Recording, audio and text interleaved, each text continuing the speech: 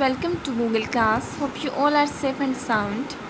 Today I will tell you the summary of this lesson 5, Perseus and the Gorgon.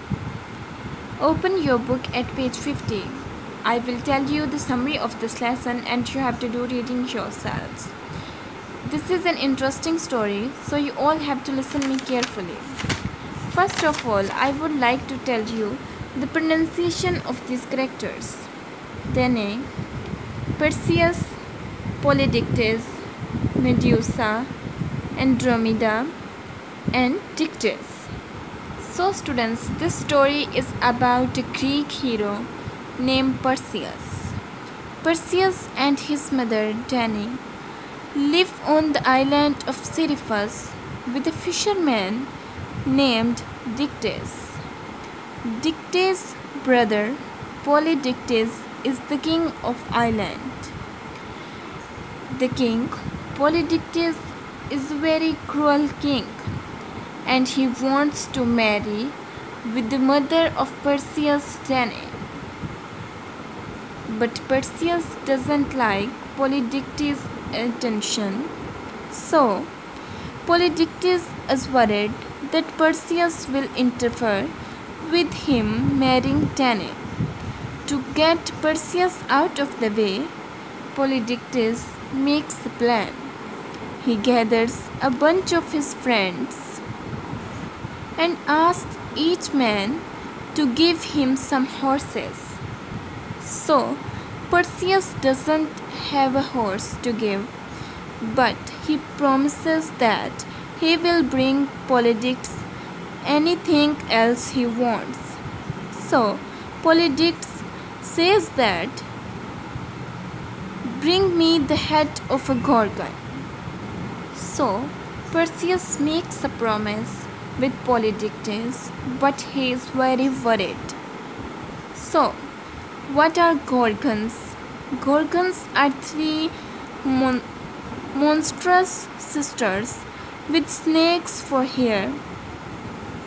They are so ugly that anyone who looks at them turns to stone. So it seems as Polydectes is sending Perseus on a suicide mission. Even though the promise he has been assigned seems impossible. So Perseus sets out to get the job done. So Perseus is so worried. The next day before he set off, Perseus speaks to his mother. "Don't go," she begs him. And Perseus replies, "I must go. It is the only way to be free from Polydectes." So Zeus, Hermes, and Athena are three powerful people in Seriphus. They help Perseus by giving him special sword, helmet, sandals, and polished shield. And they tell him he will need special bag to carry Medusa's head. And he gets to know bag will be available on ancient grave witches. He makes his way. When he comes near to the cave of the grave witches, he shocks, looking at the ugly faces of grave witches. Then he noticed that grave witches are sharing one eye and one tooth between them. Perseus steals the eye and the tooth from them. So Perseus deals with them to take eye and tooth, but tell me the names of Hera. They give them what he wants. So Perseus sets off his journey toward Gorgon. Then Perseus enters in the cave of Gorgon, where he walks slowly, and only the sound of his footsteps are arousing. He swiftly cut the head and keep in bag and set off.